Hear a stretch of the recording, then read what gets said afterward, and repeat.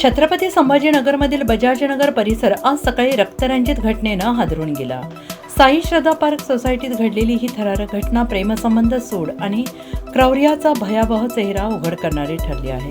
मिळालेल्या प्राथमिक माहितीनुसार आरोपी महिला शैला सोनार हिने आपल्या प्रियकराच्या पत्नी साधना सोनपेटकर यांच्या घरी थेट घुसखोरी करत धारदार चाकूने गळा चिरत अत्यंत निर्दयीपणे हत्या केली. ही थरारक घटना सकाळी सुमारे 8:45च्या सुमारास घडली. त्यानंतर आरोपीने स्वतःला घरातच बंद करून घेतल्याने परिसरात एकच खळबळ उडाली. नागरिकांनी तात्काळ पोलिसांना कळवले. घटनास्थळी दाखल झालेल्या पोलिसांनी दरवाजा तोडून आत प्रवेश केला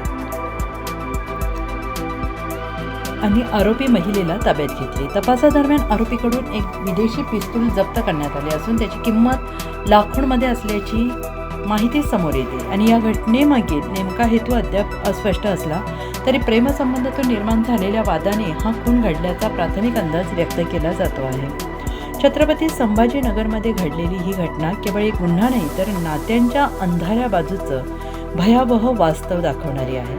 व्हॉइस ऑफ महाराष्ट्रासाठी ब्युरो चीफ मुन्ना मुजावर यांचा रिपोर्ट.